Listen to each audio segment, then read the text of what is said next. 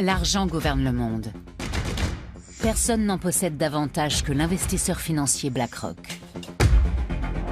La société dispose de plus de 6 000 milliards de dollars d'actifs. Ils proviennent majoritairement de gros investisseurs, mais aussi de millions de petits épargnants. Lorsqu'on brasse autant d'argent, on peut influencer des entreprises, des politiciens et même des États. Avec quelles conséquences pour nous tous? Pourquoi en sait-on aussi peu sur le plus grand des géants de la finance mondiale? Personne ne voulait me parler autrement que sous couvert d'anonymat.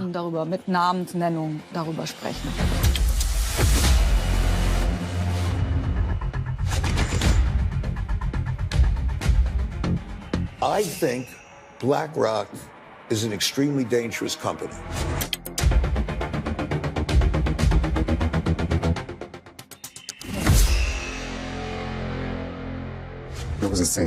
On disait qu'on nageait avec les requins.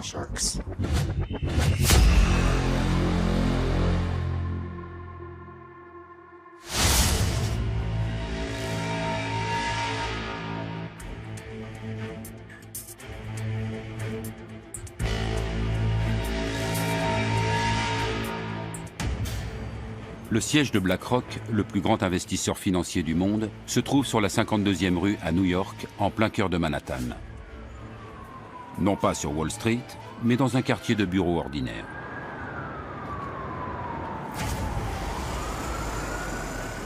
L'édifice est ouvert au public. Le rez-de-chaussée abrite une boutique de design ainsi qu'un café. Un pianiste est là pour créer une ambiance raffinée. Une cascade artificielle et de la verdure forment une oasis de bien-être.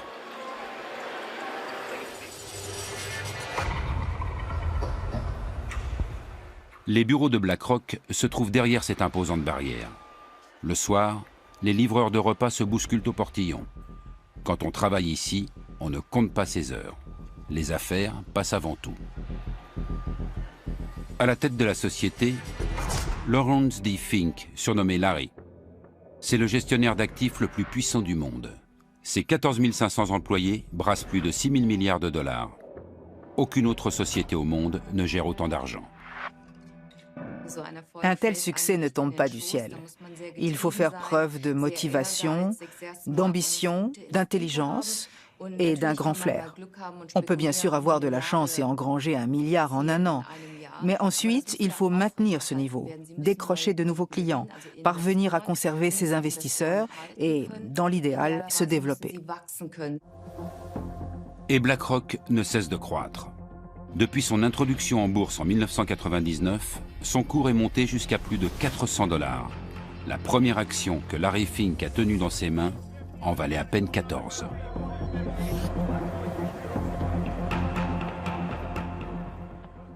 La journaliste boursière Heike Burter a suivi l'ascension de BlackRock depuis le début et a écrit un livre sur le sujet. À ce jour, c'est le seul ouvrage à se pencher sur les opérations financières de la multinationale. BlackRock travaille avec ce que Wall Street appelle OPM, Other People's Money, l'argent des autres.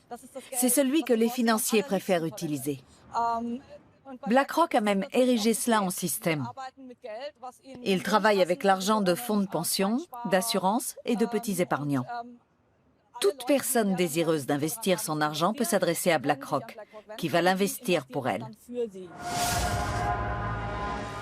Parmi les clients de BlackRock, on trouve de gros investisseurs, comme le fonds souverain norvégien ou le fonds de pension californien CalPERS. Les sommes placées se comptent souvent en milliards.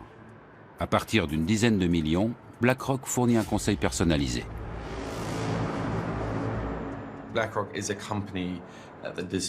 C'est une société qui doit être surveillée, car il s'agit du plus grand groupe d'investissement du monde. Avec 6 000 milliards de dollars d'actifs, elle est plus grosse que la plupart des banques, du moins en termes d'argent brassé. Depuis la crise financière, les groupes comme BlackRock sont les nouveaux rois du marché. Je ne pense pas qu'on puisse dire que BlackRock soit une entreprise connue. Je pense qu'elle est même totalement inconnue en France, à l'exception des milieux financiers. Et même dans les milieux économiques, les gens savent que c'est un investisseur important, qu'il est présent au capital de beaucoup d'entreprises, mais ils ne connaissent pas plus. BlackRock gère également l'argent de petits épargnants. Pour eux, elle propose des fonds plus abordables appelés ETF. Vendus sous la marque iShares, ils constituent près d'un tiers des actifs de l'entreprise. India, China, Brazil, iShares, small caps, large caps, iShares, industrials, low cost, every dollar counts, iShares. BlackRock vante la grande diversification des risques de ses ETF, ce qui attire les petits épargnants échaudés par la crise.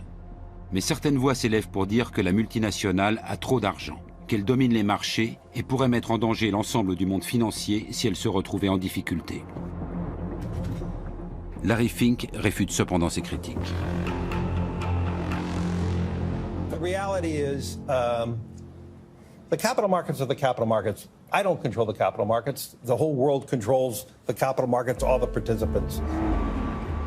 L'influence de Larry Fink sur les marchés est-elle réellement aussi faible qu'il le prétend? Il est permis d'en douter. Au cours de la décennie qui a suivi la crise financière de 2009, BlackRock est devenu le plus gros investisseur du monde, en grande partie grâce aux ETF.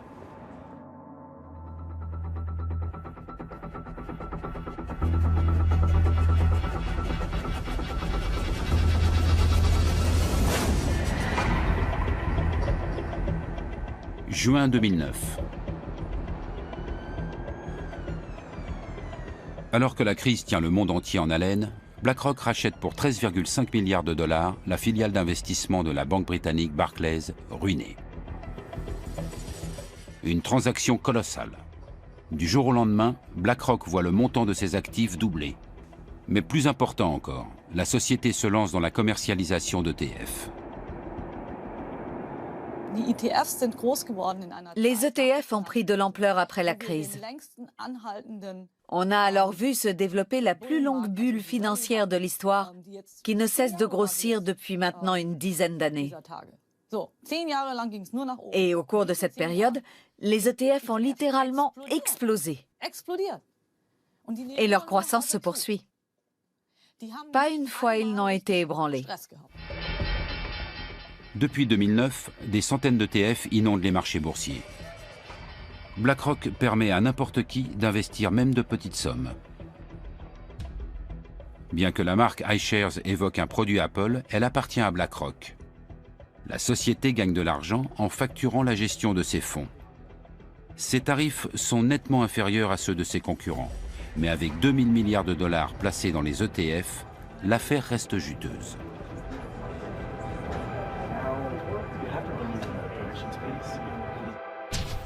Le sigle ETF signifie Exchange Traded Funds, c'est-à-dire fonds négociés en bourse. Le principe est simple. On achète non plus des actions individuelles, mais la valeur d'un indice boursier. Prenons un exemple. Si quelqu'un achète un ETF qui réplique les performances du CAC 40, il investit en fait dans les 40 entreprises qui y sont répertoriées. Désormais, la valeur de l'ETF suivra toujours celle de l'indice. Si le CAC 40 grimpe de manière globale, l'ETF augmente aussi. S'il chute, l'ETF baisse également. Ainsi, plus personne ne décide des actions qu'il faudrait acheter. L'ETF suit automatiquement la valeur de la sélection d'investissement qui compose l'ensemble de l'indice. On fait un placement sur tout un marché ou sur un segment de marché. Tous les constructeurs automobiles, toutes les actions européennes ou ce que vous voulez. C'est un peu comme chez un marchand de glace. Il y a des ETF à tous les parfums. Depuis la crise financière, les clients n'ont plus confiance dans leurs banques. Nombre d'entre eux cherchent une solution transparente et rentable pour leur placement, d'autant que les comptes d'épargne ne rapportent pratiquement plus rien. Aux États-Unis, les ETF sont particulièrement à la mode. Actuellement, 2800 milliards de dollars sont placés dans les fonds négociés en bourse.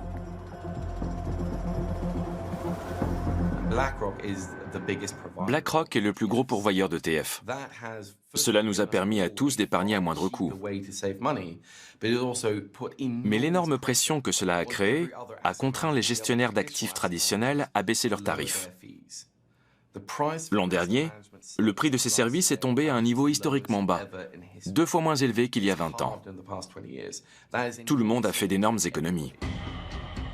Mais l'euphorie suscitée par les ETF retombe soudainement en 2015 lorsqu'une légende de Wall Street s'en prend par surprise aux produits phares de BlackRock. Pour son coup d'éclat, l'investisseur en fonds spéculatif Carl Icahn choisit une émission télévisée dans laquelle le ton est généralement plutôt amical.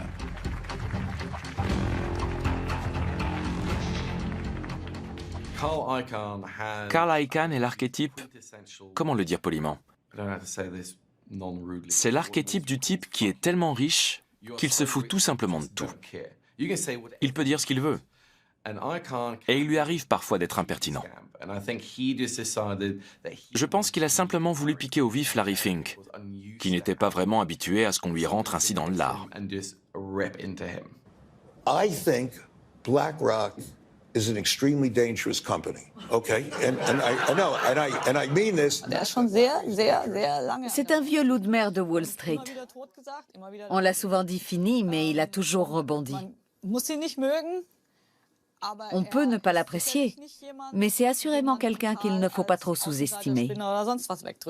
You get this party mobile, and everybody in the party in this mobile, and they're all on this party, they're all having a drink. And in the drink, they're all having this drink and having fun. And you know who's pushing that thing? They're pushing it. It's Larry Fink and Janet Yellen. Pushing that. And they're pushing the goddamn thing.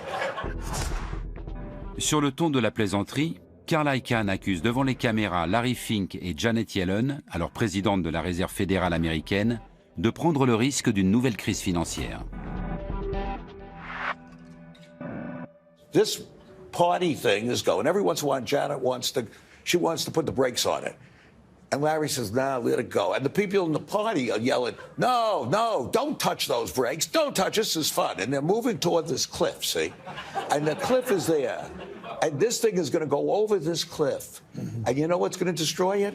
They're going to hit a black rock. That's right. That's what I'm saying.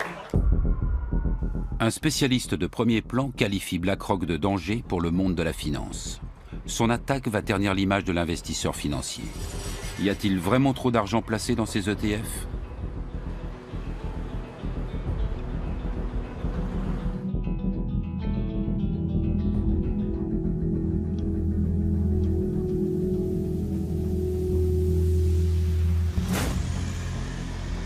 Depuis la crise financière, l'Europe est unanime sur un point. Plus jamais l'argent du contribuable ne doit servir à sauver les banques. Depuis 2014, c'est la BCE, la Banque centrale européenne, qui est chargée de les réguler et de les contrôler.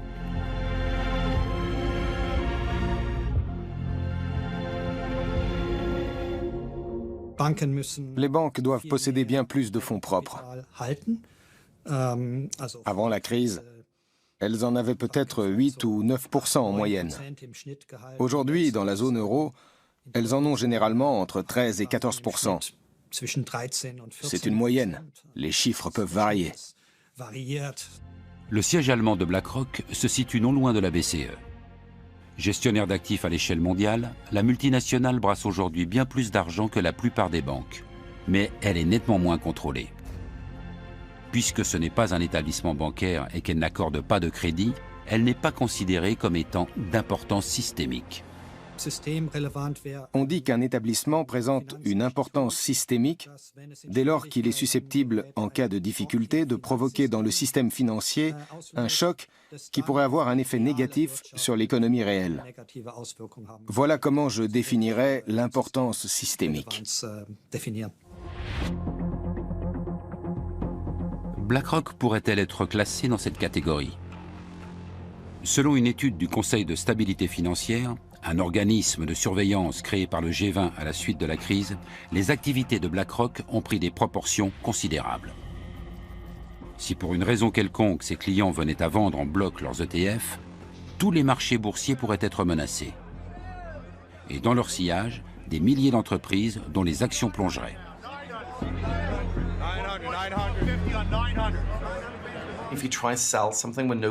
Si vous tentez de vendre quand personne ne veut acheter, le prix peut chuter très rapidement. La baisse se répercute alors sur l'ensemble des marchés. et c'est l'effet boule de neige. On craint donc que les ETF s'avèrent dangereux sur certains marchés si les circonstances sont réunies. Et cette préoccupation est fondée. Avant la crise, il y avait plusieurs milliers de milliards d'ETF. Et tout allait bien. Ils se comportaient comme ils étaient censés le faire. C'est justement pour cette raison que les gens ont eu davantage confiance dans les ETF après la crise.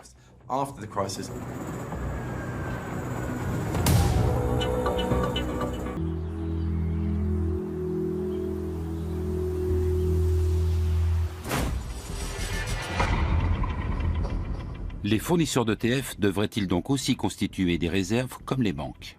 Ils disposeraient alors de moins d'argent pour spéculer et de moins de possibilités de faire des profits. Un scénario cauchemardesque pour les gros gestionnaires d'actifs comme BlackRock. Pour ne rien arranger, une étude internationale réalisée par des universitaires et publiée juste après enflamme la discussion sur l'importance systémique de BlackRock. L'un des auteurs enseigne à l'université McGill de Montréal. Je ne sais pas si notre étude prouve son importance systémique. En tout cas, elle indique que nous devons repenser le problème de la stabilité des marchés financiers. Il ne faut plus seulement réguler les banques, que l'on sait réglementer car on connaît très bien les risques qu'elles peuvent présenter, mais aussi les autres instituts financiers. L'étude s'intitule sobrement « Qui a peur de BlackRock ?» Les résultats n'ont a priori rien d'extraordinaire. Dès que BlackRock investit sur les marchés avec ses ETF, on constate un net retrait des autres investisseurs. Visiblement, la simple présence de la multinationale inquiète les autres gestionnaires financiers. L'explication est explosive. Ils craignent à l'évidence que BlackRock et les autres géants du secteur soient subitement obligés de retirer leurs gigantesques investissements.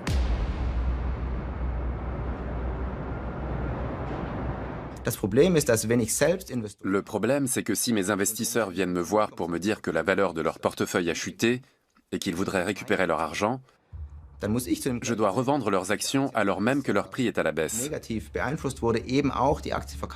C'est-à-dire au moment le plus défavorable. Tout le monde à la bourse craint une telle situation. Le sauve-qui-peut général tant redouté ne se ferait pas attendre. Un tel mouvement de panique pourrait alors s'avérer d'importance systémique. Les cours plongeraient, les investisseurs perdraient des milliards et les sociétés cotées subiraient d'énormes pertes. Le système imploserait. Les géants comme BlackRock emporteraient tout dans leur chute. Et qui sera là pour récupérer les ETF? Qui les achètera s'ils sont en train de plonger? Qui? Quand il n'y a plus personne, le marché plonge. On peut toujours dire que ça n'arrivera jamais. C'est en tout cas ce qu'affirme BlackRock.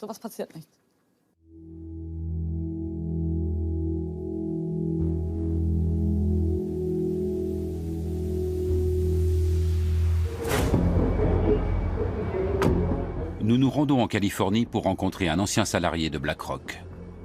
Nous devons lui garantir un anonymat total. Il a trop peur que cette interview ne compromette son avenir professionnel. Notre informateur a vendu de nombreux ETF. La pression exercée par BlackRock pour conquérir ce marché était énorme. Il cherche peut-être à créer un duopole. Une telle chose serait très mauvaise. Face à BlackRock, ne subsisterait plus alors qu'un seul autre pourvoyeur d'ETF. On n'en est d'ailleurs pas très loin. Avec Vanguard, le numéro 2 du marché, BlackRock se partage déjà les 2/3 du marché américain. En Europe, les iShares représentent près de 50% des ETF. Des millions d'Américains veulent sécuriser leur épargne retraite grâce à des ETF. Ils placent une partie de leurs revenus chez BlackRock qui leur versera plus tard une pension. Le groupe est d'importance systémique, dans la mesure où il gère une part significative de l'épargne retraite de la population américaine. Dans ce tribunal se joue un procès croustillant. BlackRock contre BlackRock, entreprise contre salarié. L'entreprise aurait violé son obligation fiduciaire à l'égard de ses employés. La plainte évoque une véritable cannibalisation. BlackRock aurait constamment transféré l'argent de leurs pensions entre différents fonds médiocres et encaissé des frais à chaque opération. Cela signifierait que BlackRock, par appât du gain, a réduit les pensions de ses propres salariés dans le seul but d'accroître ses bénéfices. Le préjudice s'élèverait à des millions de dollars.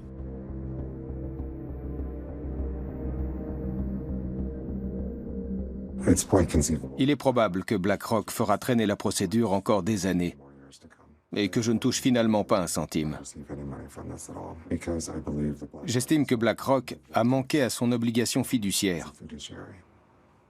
Si elle avait pris ses responsabilités au sérieux, elle aurait dû être plus transparente sur son barème tarifaire. Le gros risque qu'ils courent, c'est de voir leur réputation entachée.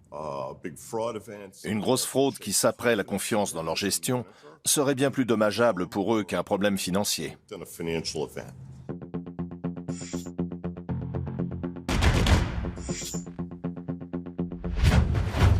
Plus que son argent, BlackRock doit défendre sa réputation. Car si elle perd la confiance de ses clients, ses affaires sont menacées. Le groupe est aujourd'hui le plus gros investisseur sur les marchés mondiaux.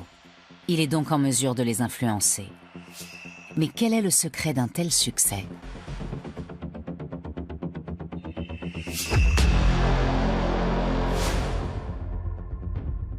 BlackRock est actionnaire de milliers de sociétés. Apple, Microsoft, Facebook, Shell. L'entreprise a placé ses fonds partout. Et même si cet argent est un simple prêt de ses clients, Larry Fink et ses gestionnaires peuvent en disposer à leur guise. Larry Fink a créé un écosystème comparable à celui d'une banque. Le groupe gère et génère beaucoup d'argent. Dès qu'il investit dans un nouveau secteur, les cours de la bourse grimpent immédiatement. Il pèse si lourd qu'il influence le marché.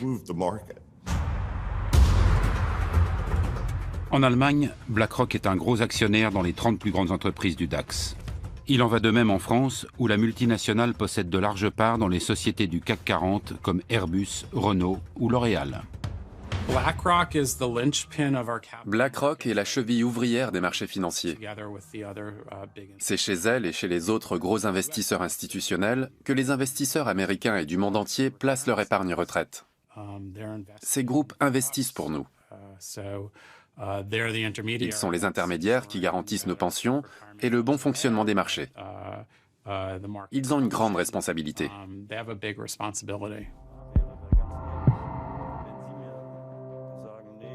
Une responsabilité à l'échelle mondiale. Et pourtant, presque personne ne connaît la société. Durant des semaines, nous tentons d'entrer en contact direct avec elle. Après de nombreux appels et mails, notre demande d'interview est définitivement refusée.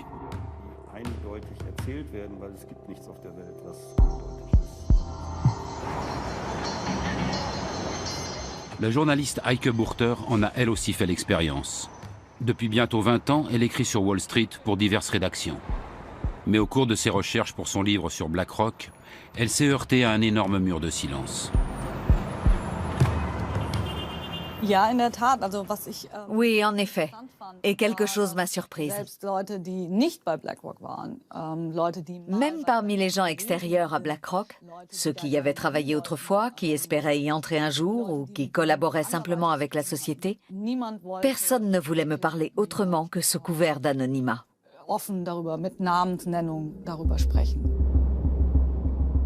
Jusqu'à présent, aucun employé de BlackRock n'a encore osé s'exprimer ouvertement. Même l'ex-salarié que nous rencontrons à San Francisco redoute l'influence de son ancien employeur. Il évoque la pression quotidienne subie chez BlackRock. Pour être franc, on se plaignait beaucoup. C'était un environnement très stressant. L'organisation était très horizontale et il y avait pas mal de jeux de pouvoir. Beaucoup de gens voulaient avoir l'air important et gravir les échelons. Les plaintes étaient nombreuses. Quand je travaillais là-bas, on avait l'habitude de dire qu'on nageait avec les requins. Notre informateur développait des fonds pour les marchés internationaux. Ces produits devaient attirer des investisseurs du monde entier, avec de gros bonus à la clé en cas de succès. En cas d'échec, pression et stress. Et chez BlackRock, la définition de la réussite était claire. Une expression qu'on utilisait la résume bien. Rendre les riches encore plus riches. Je caricature, bien évidemment.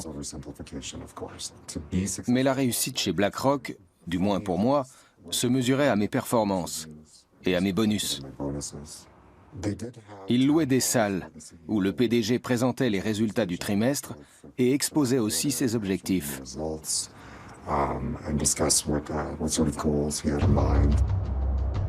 Ce qui se passe à l'intérieur de la société ne fuite presque jamais. Suivant l'adage, discrétion est mère de confiance. Mais qu'est-ce que BlackRock a de plus que les autres?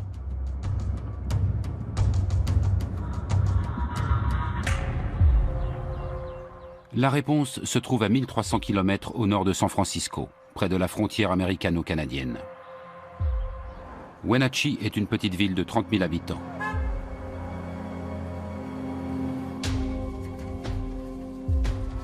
Le climat y est propice à la culture des fruits. Wenatchee s'est autoproclamée capitale mondiale de la pomme. Mais sa principale source de revenus provient d'ailleurs. Microsoft, Yahoo et d'autres y sont implantés car le barrage de Rocky Ridge leur fournit de l'électricité relativement bon marché. Exception faite des vergers, c'est assez désert. Et au milieu de ces pommeraies se trouve aussi BlackRock.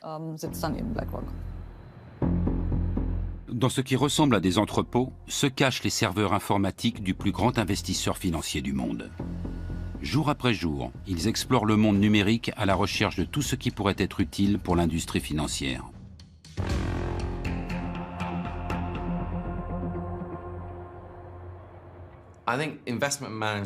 La gestion de placement est grandement tributaire de l'information et elle utilise donc bien plus de données que d'autres secteurs. Pas seulement les chiffres du PIB, du chômage ou du cours de la bourse, mais aussi les images satellites, les données de cartes bancaires, etc.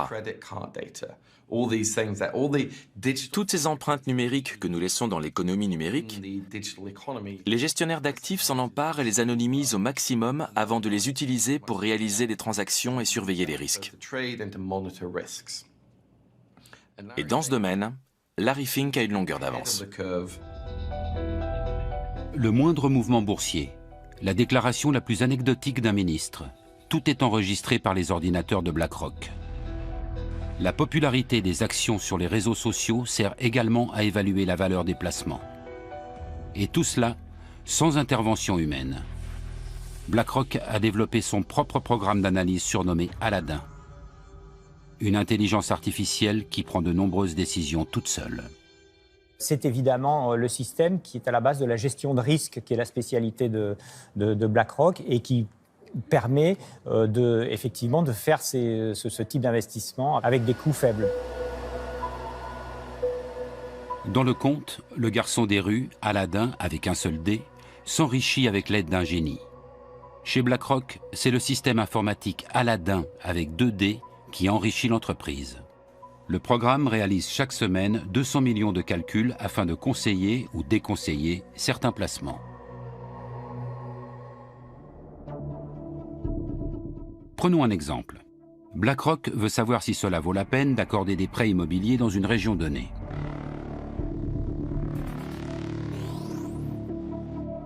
Aladdin remarque que ces derniers temps, beaucoup de crédits de ce type y ont été résiliés prématurément.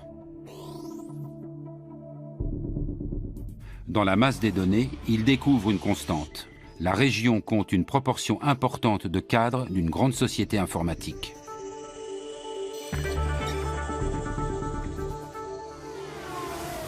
Le problème, c'est qu'ils sont souvent mutés. Alors BlackRock dit, sachant cela, nous n'allons pas investir dans des hypothèques ici, parce que si les gens déménagent souvent, elles nous reviendront quasiment à chaque fois. Aladdin dissuade donc les clients de BlackRock d'accorder hâtivement des prêts immobiliers dans ce genre de région. Car si les cadres déménagent régulièrement et résilient souvent leurs prêts, ils paient finalement moins d'intérêt que ce qui était prévu au départ. Solution proposée, augmenter les taux des prêts immobiliers dans les environs des grandes sociétés informatiques.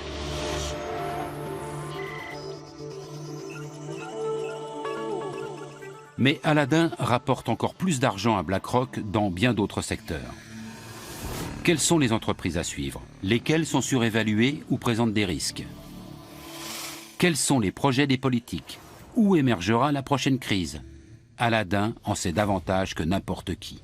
Et pour faire appel à ses pouvoirs magiques, il suffit d'y mettre le prix.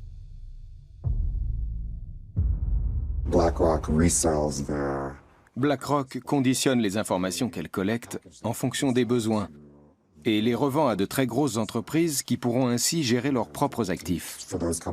En fait, Aladdin est une plateforme de gestion des risques. Aladdin est la clé de tout. BlackRock vantait déjà son pouvoir dans une vidéo promotionnelle en 2013. La banque de données y est ouvertement présentée comme un outil presque omniscient.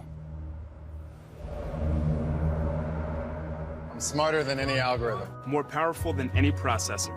Because I am Aladdin. Because I am Aladdin. A new kind of intelligence. For a new world of investing. Aujourd'hui, Aladdin brasse pas moins de 18 000 milliards de dollars. Vous m'avez bien entendu. C'est presque autant que le PIB des États-Unis. Les Américains travaillent une année entière pour réunir cette somme qui, quotidiennement, au moment où nous parlons, passe par Aladdin.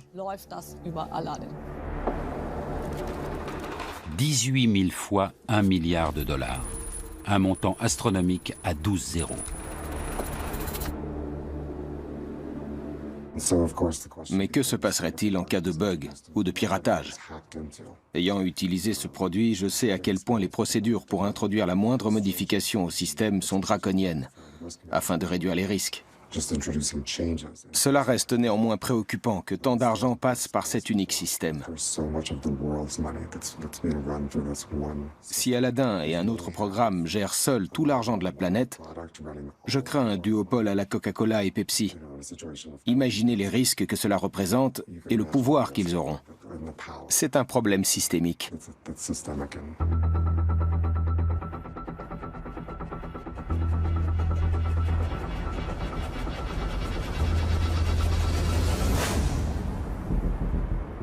À la fin des années 1970, il n'y a pas de meilleur endroit que Wall Street pour gagner de l'argent rapidement. Pour devenir célèbre, on va à Hollywood. Pour faire fortune, direction la bourse. Le jeune Lawrence D. Fink, alors âgé de 23 ans, n'a aucune velléité d'acteur. Sa maîtrise en administration des affaires immobilières en poche, il quitte Los Angeles pour se rendre à New York. Larry Fink était banquier d'investissement. Il a commencé chez First Boston. C'était un enfant prodige, un véritable crack. Les traders d'alors travaillent dans d'immenses salles de marché et réalisent des gains incroyables. L'actuel PDG de BlackRock aurait joué pas moins d'1 milliard de dollars en bourse avec son service. Mais soudainement, le conte de fées prend fin. J'ai étudié de nombreux grands chefs d'entreprise et ils sont presque tous milliardaires. J'ai constaté que souvent, au début de leur carrière, ou parfois au milieu, ils ont connu un gros échec personnel qui leur a fait perdre énormément d'argent, voire leur emploi. La malédiction de Wall Street frappe Larry Fink au milieu des années 1980. À la suite d'une baisse des taux d'intérêt, des propriétaires échangent leurs anciens prêts onéreux contre de nouveaux prêts à des taux plus avantageux. Larry Fink ne l'a pas vu venir et se retrouve soudain avec sur les bras une montagne d'actions dont plus personne ne veut. Il a perdu 100 millions de dollars et est devenu persona non grata dans sa banque. D'autres sont passés par là. Quand vous prenez un tel bouillon, on vous évite dans l'ascenseur comme si vous étiez pestiféré. Plus personne ne veut être vu avec vous. Vous devez alors vous tourner vers autre chose. Ce qu'il a fait. J'ai effectué des recherches pour savoir s'il avait été licencié ou s'il avait démissionné. C'est difficile à dire, mais c'est probablement lui qui est parti. En 1988, Larry Fink parvient à convaincre la société d'investissement Blackstone de créer avec lui une nouvelle entreprise. Blackstone Financial Management mise sur une gestion des risques la plus parfaite possible. Peu après, Larry Fink en change le nom. BlackRock est né. Elle se caractérise par l'incroyable accent qu'elle met sur le risque, sous toutes ses formes, au point que cela en devient presque obsessionnel.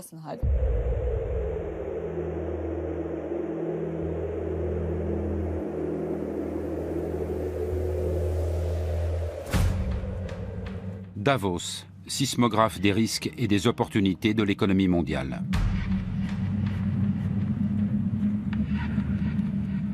Une fois par an, jusqu'à 5000 policiers et militaires lourdement armés sont mobilisés dans ce village suisse où l'élite financière de toute la planète organise son forum économique mondial.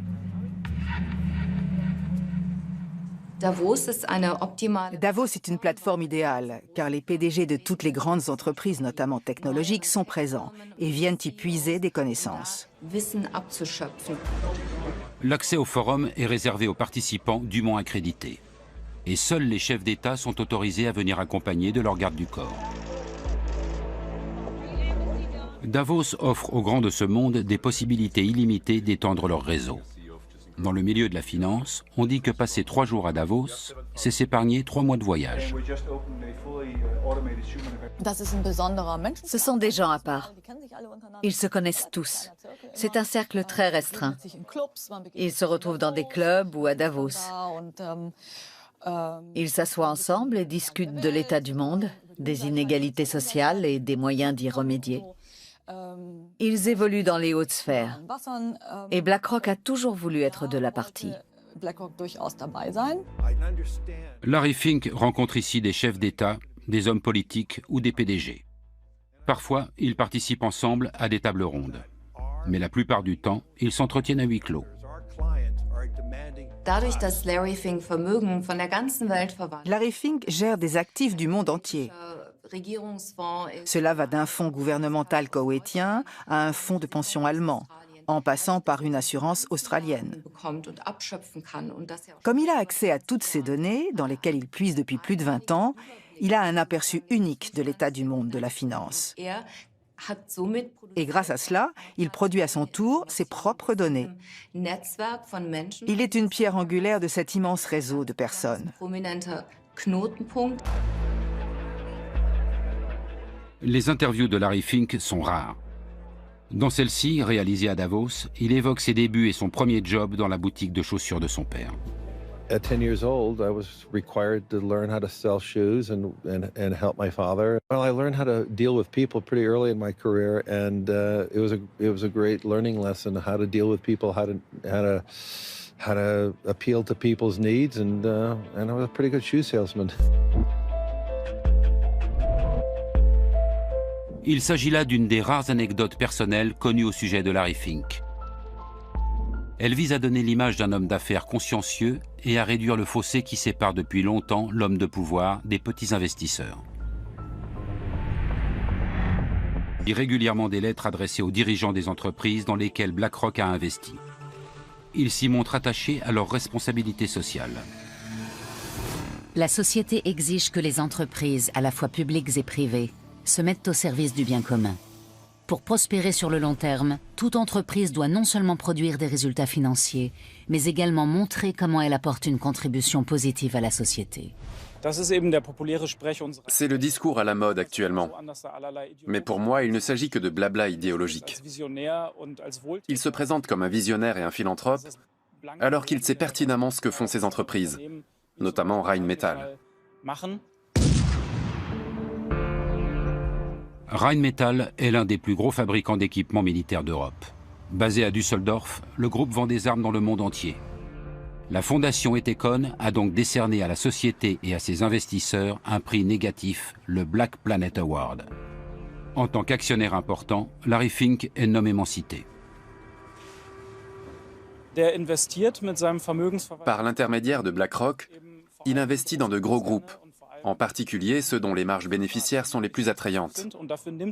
Même s'il sait très bien que ces entreprises s'enrichissent grâce à d'épouvantables guerres civiles, comme celle qui déchire en ce moment le Yémen. Il investit également dans des entreprises qui gagnent de l'argent en détruisant la nature.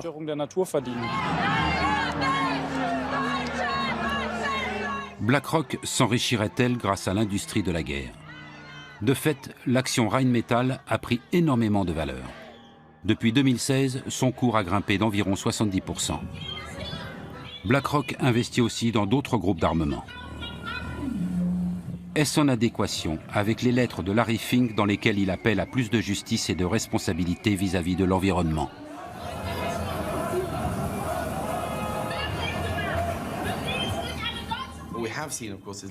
Larry Fink aime bien envoyer chaque année sa lettre aux dirigeants d'entreprise pour leur donner ses directives. Mais comme le Financial Times et d'autres journaux l'ont déjà fait remarquer, ce discours ne correspond pas toujours à ce que disent les gestionnaires de fonds de BlackRock au conseil d'administration des entreprises.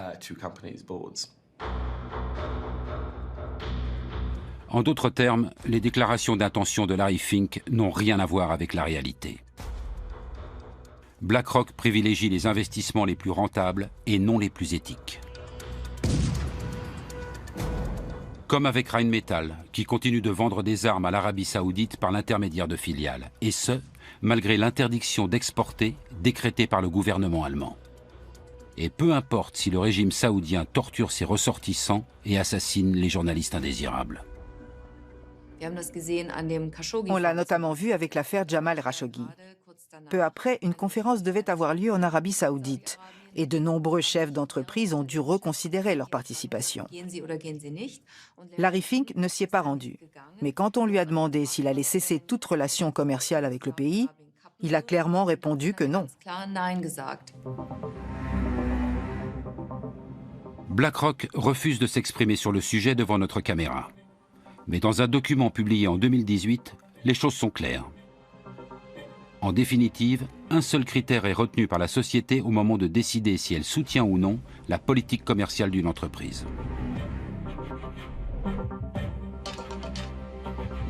Nous voterons contre la direction si l'entreprise ne réagit pas ou ne semble pas agir dans l'intérêt à long terme des actionnaires. BlackRock reconnaît donc indirectement faire pression sur les entreprises lorsque les affaires ne vont pas comme prévu. Dans ce même document, la société indique également qu'elle souhaite promouvoir des critères ESG, c'est-à-dire environnementaux, sociaux et de gouvernance. Mais elle ajoute: les critères ESG sont souvent mal compris et on croit qu'ils impliquent de tenir compte des valeurs sociales et politiques dans le processus d'investissement. Il n'en est rien.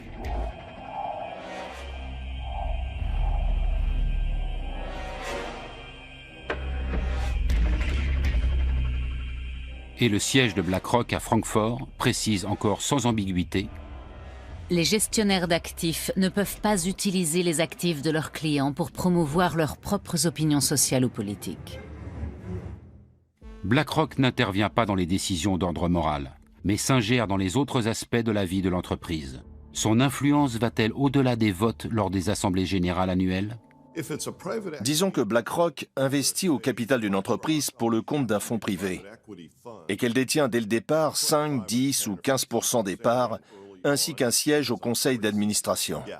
Dans ce cas, en effet, elle s'impliquera plus activement, car c'est dans son intérêt de favoriser et de développer une nouvelle entreprise. Parfois, ça peut rapporter gros. Même les plus importants PDG des grands pays industrialisés ont pu le constater. Un article du magazine d'affaires allemand Wirtschaftswoche a enquêté sur l'influence de BlackRock sur ses dirigeants. Johannes Tyson, patron de l'entreprise allemande E.ON, résume ainsi: le département gouvernance d'entreprise de BlackRock rencontre ces entreprises, mais ces sociétés elles aussi cherchent à les rencontrer. C'est une réalité. Ils ont de l'influence, mais ils n'ont besoin de rien forcer. Simplement, ils décident. Le PDG d'une grande entreprise cotée en bourse se doit d'avoir une vue d'ensemble complète de ses actionnaires. Il a intérêt à ce qu'il s'agisse en majorité de gros fonds d'investissement plutôt que d'une multitude de petits actionnaires ou de fonds spéculatifs. Mieux vaut avoir de gros joueurs qui possèdent 5 ou 7% de vos parts avec leurs clients parce que ça vous apporte de la stabilité.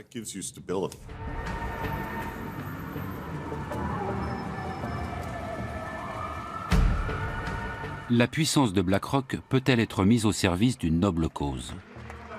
En décembre 2017, Emmanuel Macron invite à Paris des hommes politiques, des entrepreneurs et des responsables du secteur financier pour la première édition du One Planet Summit. Une décision importante est prise en clôture. Avec le soutien de la France et de l'Allemagne, BlackRock devra développer un fonds censé investir, par exemple, dans les industries durables en Afrique. L'approche de ce projet a été faite à travers effectivement la rencontre entre Larry Fink et le président Macron. Le souhait à la fois de Larry Fink était de s'engager à la demande de ses clients sur des projets d'investissement verts. Et le président Macron est à l'initiative de cette plateforme d'engagement que rejoignent beaucoup d'acteurs du secteur privé et des acteurs de la finance. Larry Fink demande ensuite au président français de lui ouvrir le marché des pays en développement, officiellement pour sauver le climat.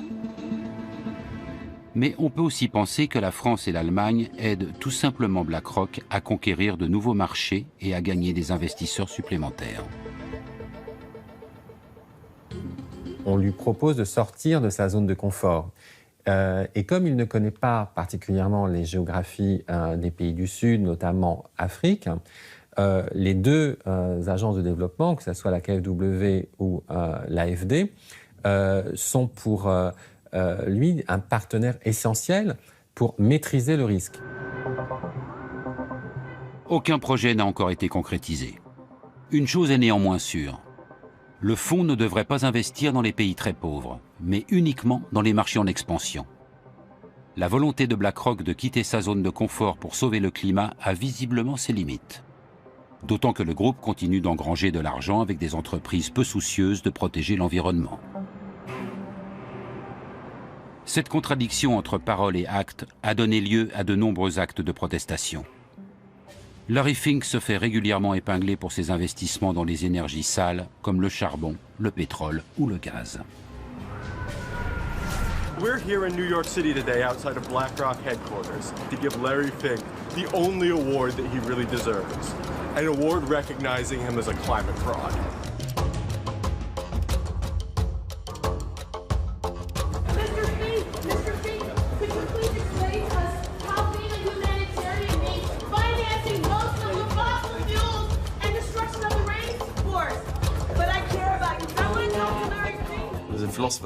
Un philosophe a dit que du bois courbe dont est fait l'homme, rien de droit n'a jamais été taillé.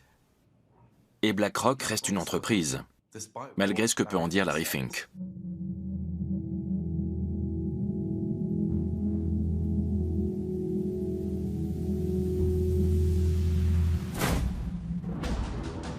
La mainmise de BlackRock grandit à chaque nouvel investissement.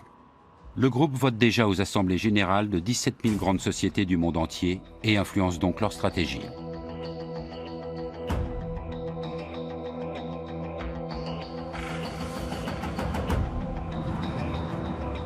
Pour le chercheur Martin Schmaltz, c'est une bonne raison d'étudier scientifiquement l'influence de l'investisseur financier.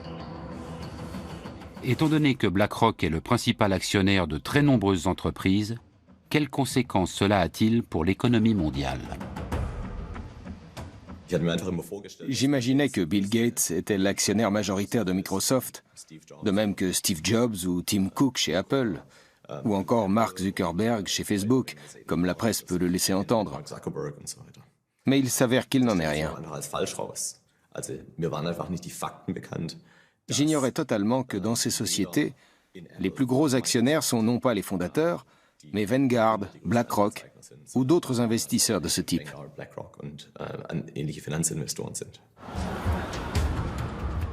Martin Schmaltz relève notamment que ces groupes investissent dans des entreprises qui sont concurrentes. Les experts parlent alors de propriété commune. Par exemple, BlackRock possède des actions à la fois chez Adidas et chez Puma. Avec quelles conséquences sur la concurrence ? La propriété commune, c'est le fait que les gros actionnaires possèdent des parts dans pratiquement toutes les entreprises du monde. On craint que cela réduise la concurrence. Et en effet, les sociétés grossissent, elles diminuent en nombre et elles dominent certains secteurs. Mais on ignore si cela est dû aux investisseurs institutionnels. Afin d'en savoir plus, Martin Schmaltz et ses collègues ont analysé le marché du transport aérien américain. Il s'avère que les prix des billets des grosses compagnies ont parfois augmenté jusqu'à 11% sous l'influence de la propriété commune.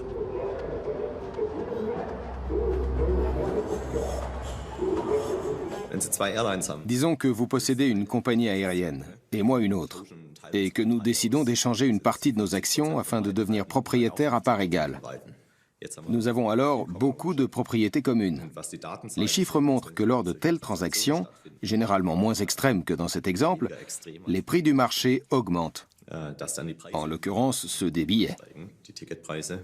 Et inversement, quand vous revendez une partie de vos actions afin de réduire votre propriété commune, alors les prix baissent à nouveau. Les recherches de Martin Schmaltz montrent l'influence de la propriété commune sur le comportement des dirigeants d'entreprises concurrentes. Quand ils savent que leurs propres investisseurs ont des parts dans d'autres entreprises, ils ont tendance à moins se battre sur le terrain de la concurrence. Ce faisant, ils amorcent une spirale dangereuse. Si le PDG de la première entreprise fait un peu moins d'efforts pour réduire les coûts, et peut ainsi accroître ses profits, et que le PDG de la seconde fait de même, alors les coûts vont augmenter globalement dans le secteur. Ça va ralentir la demande et conduire les entreprises à moins produire. Quand les entreprises produisent moins, les prix des produits sont plus élevés, du simple fait que moins d'offres fait monter les prix. On peut donc se retrouver dans une situation paradoxale où les marges augmentent dans le secteur, alors même que l'effort de réduction des coûts est moindre. Cette étude a fait grand bruit dans le monde entier. Même la célèbre université de Berkeley surveille cette nouvelle menace qui plane sur la concurrence. Celle-ci, si Martin Schmaltz a raison, ne serait plus en péril uniquement en cas d'accord direct sur les prix.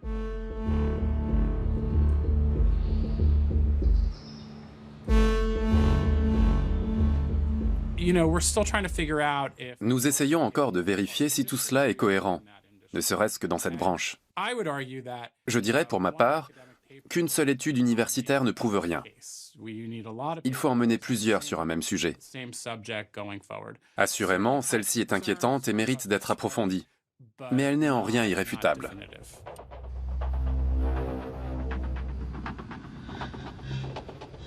Martin Schmaltz a également étudié le secteur bancaire américain. Là encore, plus la propriété commune est importante, plus les frais de compte sont élevés et plus les intérêts perçus par les clients sont faibles.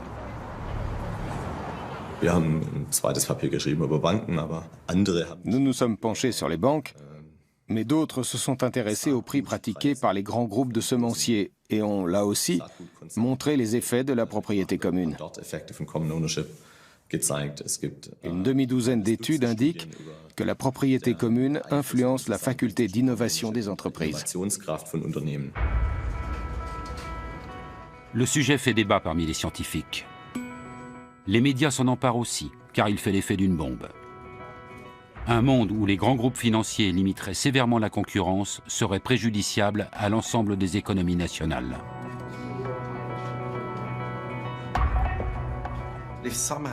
Si la concurrence disparaît, nous allons nous retrouver dans le pire des cas avec un capitalisme de copinage, ce qui n'est pas sain. Nous en sommes encore bien loin, mais certaines hypothèses avancées par Martin Schmaltz et d'autres sont fascinantes.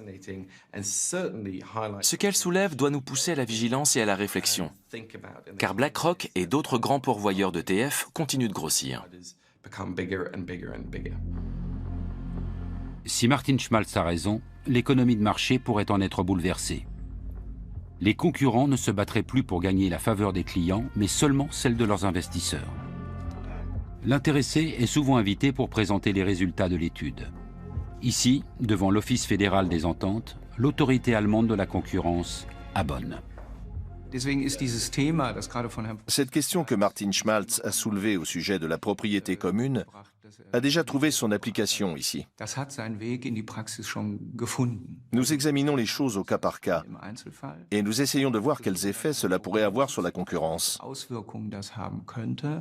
Mais à ce jour, aucun cas n'a encore mené à une interdiction pour ce motif.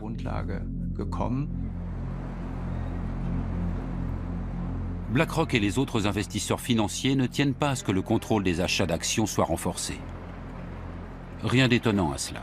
D'après les spécialistes, les 3 plus gros fonds d'investissement seraient actionnaires majoritaires dans 90% des 500 plus grandes entreprises américaines. La propriété commune est donc la règle et non l'exception.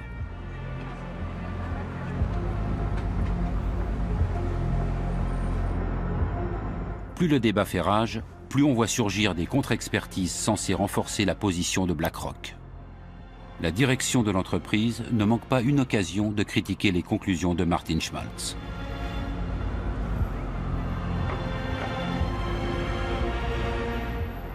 Afin d'examiner les dangers potentiels de la propriété commune pour l'économie, la Commission fédérale du commerce a organisé une audition à New York en novembre 2018.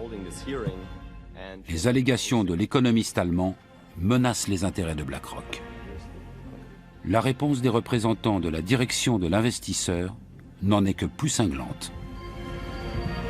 One of the suggested remedies for common ownership is to limit portfolios to one company per sector. In that case, virtually all diversified portfolios would no longer be viable. This engagement plays an important role in the corporate accountability chain, which has value not just for shareholders, but for society as a whole.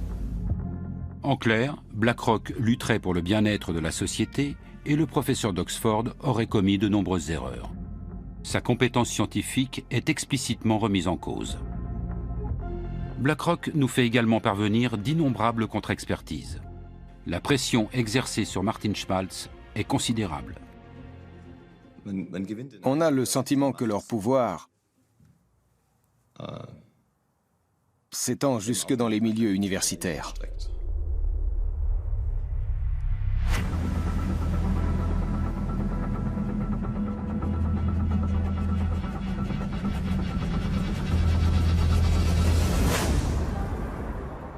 Dans le quartier de Wall Street, personne ne doute de l'impact significatif de BlackRock sur les marchés. Mais comment l'entreprise est-elle devenue si puissante en si peu de temps?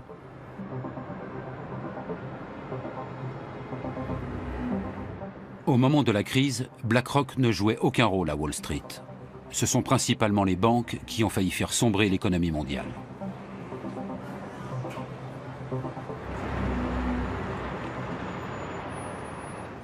En septembre 2008, la banque d'investissement américaine Lehman Brothers fait faillite, ébranlant dans son sillage le système financier mondial.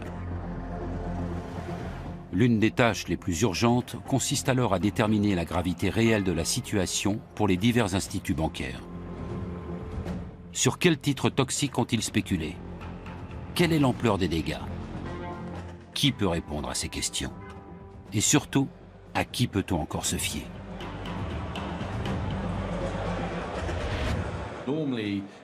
En temps normal, la BCE et les différents gouvernements seraient allés demander conseil à Goldman Sachs, JP Morgan ou la Deutsche Bank. Mais après la crise, c'était politiquement délicat. Alors quand vous cherchez quelqu'un qui connaît vraiment bien les marchés, vous vous tournez vers les investisseurs, les gestionnaires de fonds qui passent leur journée à réfléchir au marché et à leur bon fonctionnement. Il était donc naturel qu'ils deviennent des conseillers de premier plan. Aux États-Unis, le secrétaire au Trésor et la Réserve fédérale s'adressent à Larry Fink et chargent BlackRock d'analyser les comptes d'AIG, le plus grand groupe d'assurance du monde. Larry Fink assure au directeur de la Réserve fédérale de New York, Timothy Geithner, qu'Aladin permettra à son équipe de reconnaître les titres toxiques. Le programme informatique de BlackRock devient la bouée de sauvetage de la Réserve fédérale, totalement démunie. Aucun appel d'offres n'est réalisé. Ces projets ne s'obtiennent pas sans relation. Bien sûr, ils sont annoncés. Mais avec BlackRock, étonnamment, on fait souvent valoir qu'il fallait aller vite, trouver quelqu'un en urgence. Le contrat suivant ne tarde pas à venir. Le président américain Barack Obama et Timothy Geithner doivent sauver Citigroup. Personne ne sait exactement combien de créances douteuses détient la banque. BlackRock entre dans son calculateur toutes les informations et les données concernant le géant bancaire. Résultat, le gouvernement américain alloue à ce dernier des milliards de dollars d'aide publique.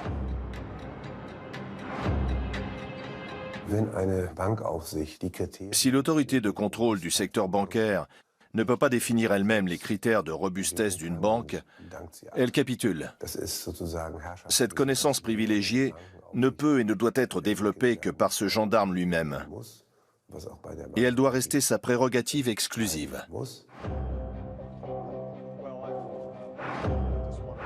Lorsqu'en 2009, Barack Obama nomme Timothy Geithner secrétaire au Trésor, Larry Fink obtient une entrée directe à la Maison-Blanche.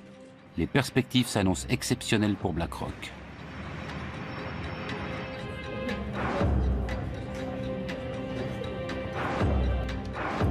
À mesure que ses liens avec la Réserve fédérale et le secrétaire au Trésor se renforcent, de nouveaux domaines d'activité s'ouvrent pour BlackRock, désormais chargé de tester la résistance des banques américaines.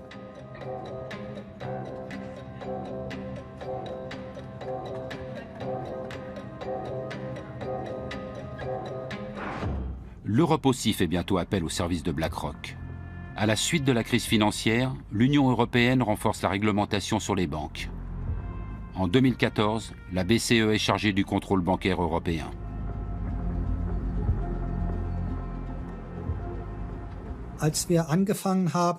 Lorsque nous avons mis cela en place en 2014, nous avons rapidement dû procéder à une évaluation complète de l'ensemble du système bancaire.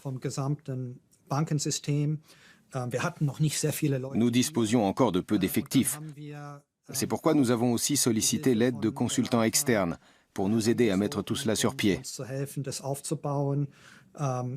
L'avantage, c'était que certains travaillaient pour d'autres autorités de contrôle international.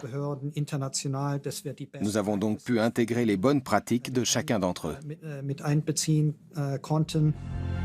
C'est depuis ces bureaux que sont actuellement régulées les principales banques européennes. Les employés de la BCE collaborent avec BlackRock et d'autres consultants externes. La plus haute autorité de contrôle public en Europe partage ainsi ses données économiques les plus sensibles avec BlackRock. Larry Fink ne risque-t-il pas de se servir de ces informations pour son propre compte? On s'assure évidemment que les consultants que nous avons choisis mettent en place des Chinese Walls pour dissocier clairement leur activité de conseil pour nous de la gestion qu'ils opèrent pour leurs propres clients. C'est parfaitement normal dans une banque d'investissement. Et s'il s'avérait que quelqu'un mélangeait un peu les genres, il serait renvoyé sur le champ. Comment fonctionnent ces Chinese Walls, ces fameuses murailles de Chine? Prenons un exemple. En tant que consultant auprès de la BCE, BlackRock a accès à des renseignements exclusifs sur la valeur d'une banque. En théorie, la multinationale pourrait utiliser ses connaissances à son avantage pour spéculer à Wall Street. Mais cela serait totalement illégal. Par conséquent, les services d'analyse et d'achat doivent être séparés par une barrière infranchissable. Chaque société embauche à cet effet des employés supplémentaires censés protéger ces murailles. Ces gens sont assis à côté des gestionnaires de fonds et leur disent « Vous ne devriez pas faire ceci. Vous ne pouvez pas parler à ces personnes. » Ou encore « Vous devez déclarer cela. » Il y a aussi différents programmes de contrôle informatique. Nous savons que l'être humain excelle dans l'art de contourner ces contrôles. Le souvenir de la crise est néanmoins encore très frais. Pour l'heure, il y a quelques pommes pourries dans le panier, car il y en a toujours. Mais cela ne constitue pas une menace imminente. Les Chinese Walls peuvent-ils réellement prémunir contre tout délit d'initié? Le doute est permis lorsque l'on revient sur la crise de l'euro. En juillet 2015, BlackRock a en effet acheté des obligations d'État grecques au moment même où le monde entier spéculait sur une prochaine chute de leur valeur. Ce que presque personne ne savait à l'époque, c'est que BlackRock venait d'éplucher les comptes des banques grecques à la demande de la BCE. BlackRock a-t-elle utilisé illicitement ces informations? Peu de temps après, la faillite de la Grèce a été évitée et les primes de risque sur les obligations d'État grecques ont chuté, ce qui s'est avéré rentable pour la multinationale. Pour sa défense, BlackRock rappelle qu'elle est une société réglementée. l'équipe de consultants indépendants qu'elle a montée en 2008 est, dit-elle, strictement séparée des services d'investissement, y compris physiquement. En outre, elle est régulièrement soumise à des contrôles techniques et opérationnels. Le Chinese Wall, c'est le grand mythe de la finance, c'est ce qu'on a toujours dit. C'est la raison pour laquelle on a séparé, notamment aux États-Unis, toutes les activités entre le marché, les activités de détail. En général, ça fonctionne un certain temps. Et puis, comme dans toutes les murailles, il y a toujours des trous par lesquels les choses peuvent passer. En Grèce, le groupe américain éveille à nouveau les soupçons. Alors que le pays lourdement endetté est pressé par l'Union européenne de privatiser ses bâtiments publics, BlackRock investit dans l'immobilier avant tout le monde. C'est l'ancien banquier Paskalis Bouroris qui organise la privatisation pour le compte de l'État. Peu de temps après, il obtient un poste de direction dans la succursale grecque de BlackRock. Pour la BCE, les conseils d'une société de fonds financiers sont chers, même avec les Chinese Walls. Mais elle espère reprendre bientôt son indépendance. D'année en année, au fil des tests de résistance, le rôle des consultants s'est amenuisé. Il est fort probable que d'ici 2020, nous ne fassions plus appel à aucun d'entre eux et que nous utilisions notre propre expertise. La société conseille également les gouvernements et les banques centrales. Beaucoup craignent que cette activité lui donne accès à des informations sensibles sur le système financier, qu'elle pourrait utiliser à son avantage. Mais même si BlackRock ne tire aucun parti de ses connaissances d'initié, une question se pose. À quel point est-elle liée au monde politique ?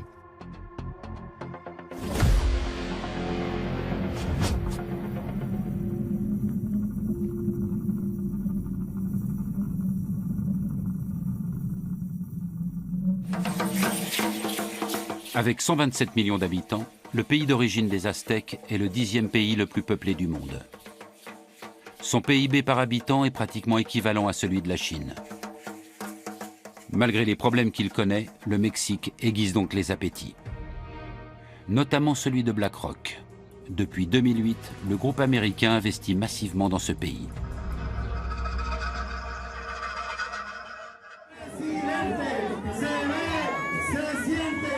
À l'approche des élections présidentielles de 2018, la multinationale a des raisons de s'inquiéter lorsqu'un nouveau candidat se présente. Il s'agit d'un politicien de gauche, Andrés Manuel López Obrador, ancien maire de Mexico. Beaucoup d'investisseurs craignent qu'il ne nationalise d'importants secteurs de l'industrie, comme le souhaitent nombre de ses partisans. Le candidat le plus fort était alors M. López Obrador, l'actuel président du Mexique. C'était celui qui allait le plus à l'encontre des courants politiques et économiques dominants en vigueur dans le pays depuis des décennies. Le secteur de l'énergie récemment privatisé est au cœur des débats. BlackRock y a placé beaucoup d'argent et prévoit d'investir dans un nouveau gazoduc. Avec l'ancien président, la confiance règne.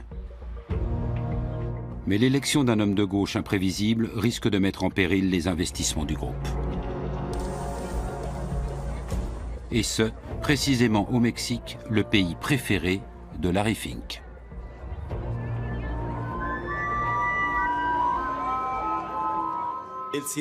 Il a toujours eu une relation privilégiée avec le Mexique.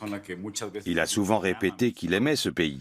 Et une chose est sûre, BlackRock a investi plus de 60 milliards de dollars dans divers fonds au Mexique. Le contraste ne pourrait être plus grand. Alors que BlackRock brasse des milliers de milliards de dollars à travers le monde, le modeste siège du parti de López Obrador se situe dans un quartier populaire de Mexico. C'est de ce bâtiment que le politicien mène sa campagne. Son quartier général n'a d'ailleurs pas bougé depuis. Pour parler aux candidats ou à ses hommes de confiance, il faut normalement passer par ce hall d'accueil.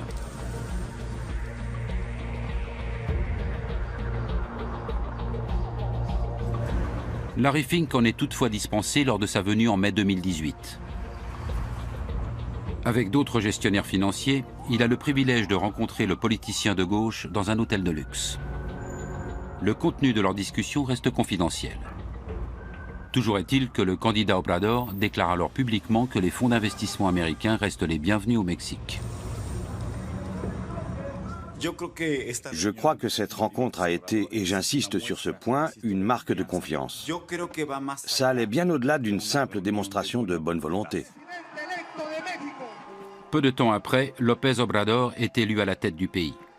Le peuple attend de lui qu'il combatte la corruption et la criminalité en pleine explosion.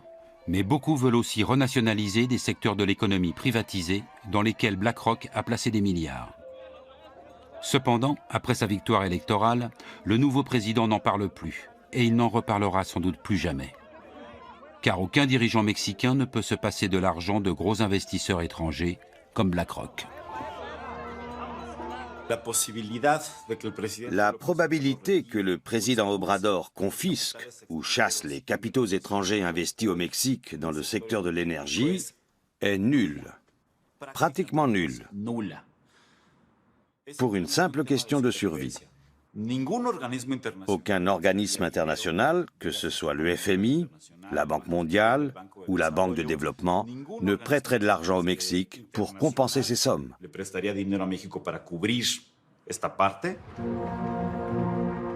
BlackRock s'est fermement établi dans le secteur énergétique mexicain il y a une dizaine d'années. Mais ce n'est que récemment que la journaliste Claudia Ocarranza a regardé de plus près le contrat signé à l'époque. Avec peu de moyens, elle enquête sur les lobbies pour le compte de l'organisation non gouvernementale Poder.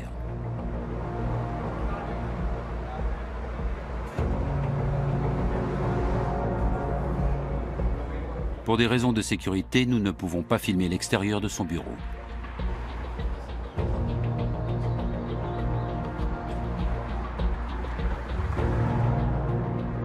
Au cours de ses investigations, la journaliste a découvert un réseau de relations entre les milieux politiques et économiques au sein de l'élite dirigeante du Mexique. Un nom revenait sans cesse, celui de BlackRock. Depuis 2011, des personnalités importantes du pays entretiennent des relations étroites avec le groupe financier. Pour commencer, BlackRock a engagé le fils de Carlos Slim. Le premier entrepreneur du Mexique, à l'époque l'homme le plus riche du monde, était en très bon terme avec la multinationale. Peu après, BlackRock a engagé Gerardo Rodríguez Regordosa. Alors secrétaire d'État aux finances, il s'était prononcé en faveur de la privatisation des entreprises publiques, ce qui allait dans le sens de son futur employeur, BlackRock. En 2015, Larry Fink a rencontré le président de l'époque, Enrique Peña Nieto, au sujet de la compagnie pétrolière publique Pemex. On ne sait pas exactement ce qui s'y est dit, mais il existe un mémorandum d'entente entre BlackRock et Pemex. Il n'est donc pas difficile de comprendre à quoi a servi cette réunion. Pemex, qui était une entreprise publique, est devenue une entreprise semi-publique. Cela signifie que son capital a été ouvert aux investisseurs privés nationaux ou étrangers. Claudia Ocarranza a eu accès au mémorandum.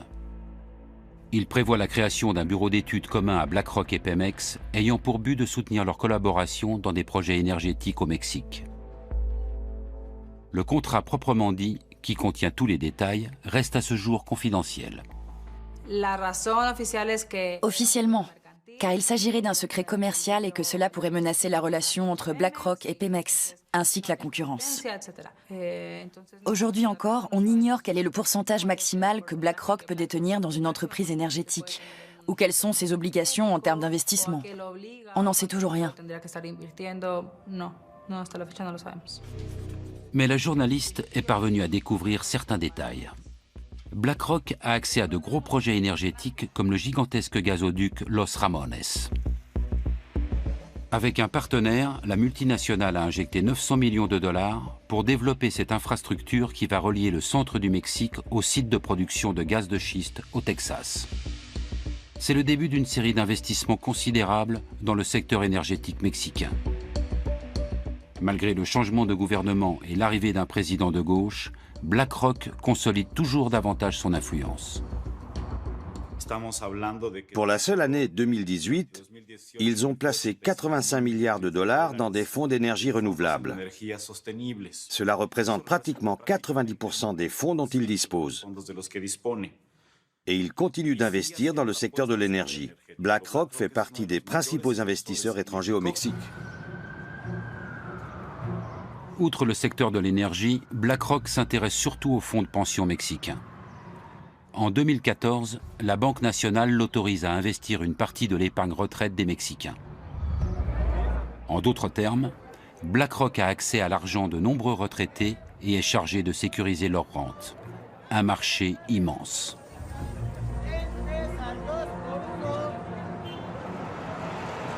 L'autorisation émane de la Commission nationale du système d'épargne pour la retraite, la CONSAR. Et ce, bien qu'un gestionnaire de BlackRock soit alors poursuivi pour délit d'initié. Même si les charges retenues contre lui ont été par la suite abandonnées, Claudia Ocarranza est convaincue que légalement, aucun contrat n'aurait dû être signé avec une entreprise contre laquelle des poursuites étaient engagées. Et ce n'est pas tout. Dans quoi BlackRock investit-elle mon argent? Pourquoi la CONSAR n'oblige-t-elle pas ses gestionnaires de fonds à révéler ces informations? La journaliste ne cesse de découvrir de nouveaux liens.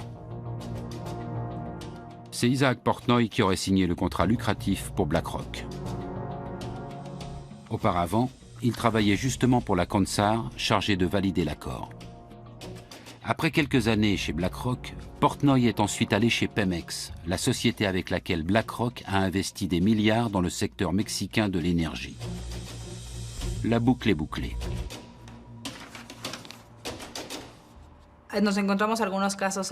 Nous avons rencontré quelques cas comme celui de BlackRock et Isaac Portnoy. Il est important de préciser que nous n'avons aucune preuve que celui-ci ait fait quoi que ce soit d'illégal. Mais nous savons qu'il siégeait à la CONSAR, qui réglemente les fonds de pension au Mexique. Un cas classique de pantouflage. Des personnalités importantes issues d'institutions publiques ou politiques se retrouvent chez BlackRock. Et inversement, en fonction des besoins.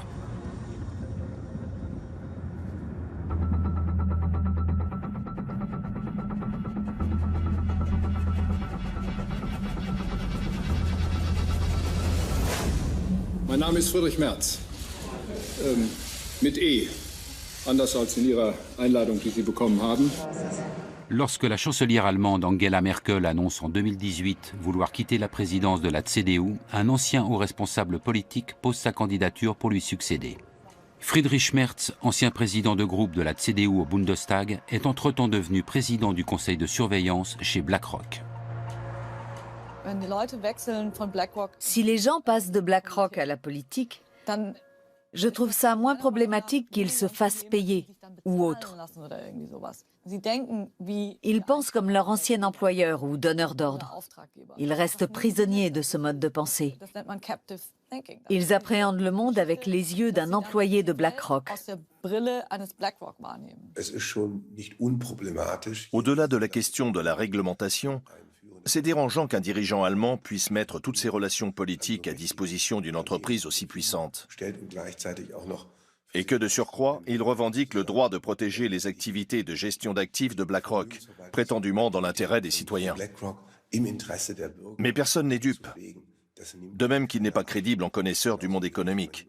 Il n'a jamais occupé de fonction de management. Dans la course à la présidence de la CDU, Friedrich Merz soutient également une mesure d'aide fiscale aux fonds de pension privés. Mais il omet de préciser que son ancien employeur en tirerait avantage. Wir haben eine viel zu geringe Ausstattung der betrieblichen und der privaten Altersversorgung mit kapitalgedeckten Systemen. Le fait de s'offrir les services de M. Merz, qui a le bras long dans la politique allemande, et dont on espère qu'il pourra protéger nos intérêts, est éloquent. Le problème, ce n'est pas seulement BlackRock, c'est l'ascendant du capital financier international sur la démocratie nationale.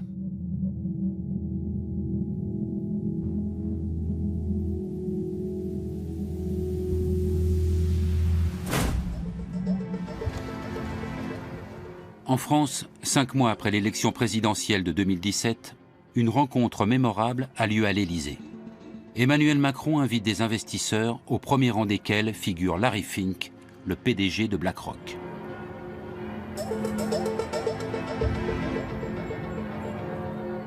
Le président français souhaite attirer les grands gestionnaires de fonds du monde dans l'Hexagone. Voilà pourquoi il avait déjà rencontré Larry Fink à plusieurs reprises, peu après sa prise de fonction.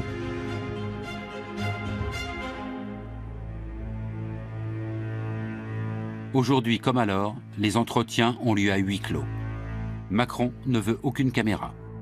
Après, je pense qu'il est intimement convaincu, et je pense qu'il a raison de l'être, du fait qu'il faut être proche de ces gens-là, en tout cas en matière de business, pour parvenir à les faire s'installer sur le territoire français ou simplement y faire des investissements. Parce que ce qu'il cherche à attirer aussi, c'est l'argent, c'est les fonds.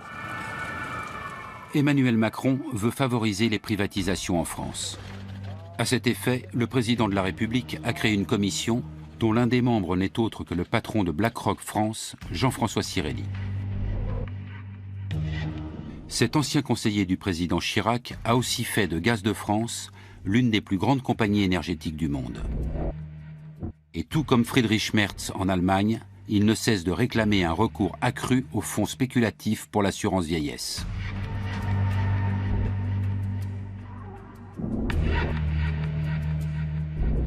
Nous faisons une étude chaque année pour savoir ce que veulent les Français pour leur retraite. En même temps, ils sont conscients que les régimes obligatoires ne suffisent pas pour assurer le niveau de vie qu'ils souhaitent à leur retraite. Et donc, je crois qu'il est très important qu'il y ait un nouveau pilier et qu'il y ait un nouveau pilier pour développer ces produits.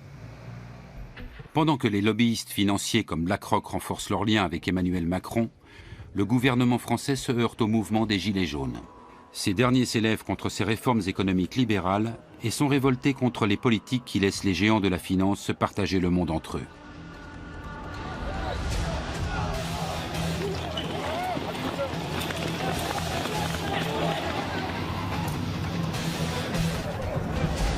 Du tout, donc ce sont des gens qui sont en protestation par rapport au système. Alors, est-ce que cette protestation par rapport au système, elle est due à la financiarisation et à BlackRock et à tous ses amis de la finance? C'est un peu rapide. Ce qui est vrai, c'est que le système de la finance lui-même a été générateur d'un niveau d'inégalité assez important et que la protestation de ces gens-là, elle est aussi contre les inégalités.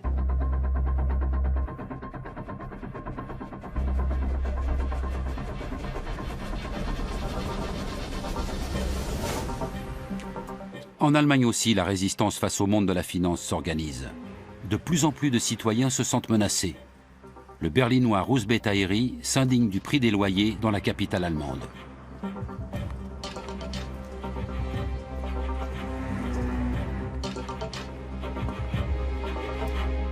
Il est particulièrement révolté par l'influence des investisseurs financiers au sein de l'entreprise immobilière Deutsche Wohnen. Car pour un logement rénové situé dans une zone résidentielle comparable, elle augmente parfois les loyers 2 fois plus que ne le ferait la ville. Beaucoup pensent que l'actionnaire principal, BlackRock, n'y est pas étranger. Difficile de croire qu'une entreprise milliardaire comme BlackRock, ou plus exactement multimilliardaire, délaisse un tel investissement. Ils font ce qu'ils veulent.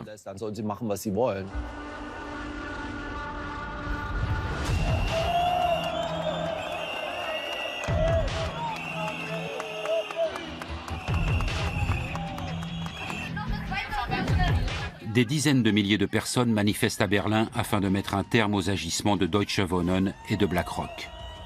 Ils veulent exproprier la société immobilière pour obtenir une indemnisation. BlackRock perdrait alors l'un de ses plus gros objets d'investissement en Allemagne.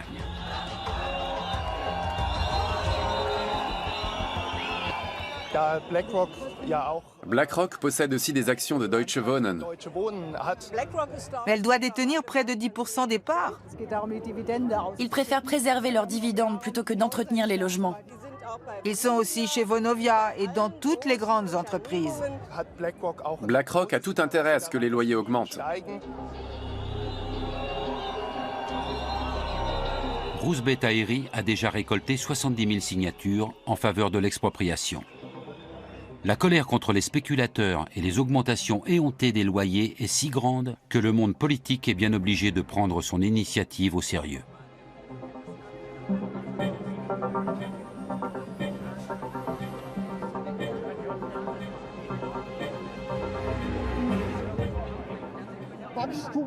Seule la croissance leur importe. Et beaucoup se retrouvent au banc de la société, car ils ne peuvent plus payer leur loyer.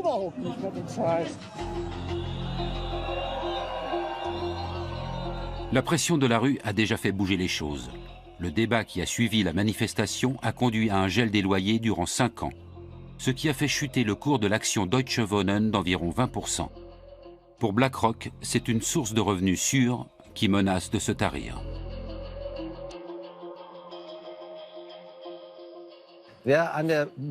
Quand on spécule en bourse, qui plus est sur le sort des locataires, on peut aussi perdre. Les petits actionnaires doivent également le savoir. Je n'ai absolument aucun état d'âme à porter préjudice à de gros investisseurs institutionnels comme BlackRock.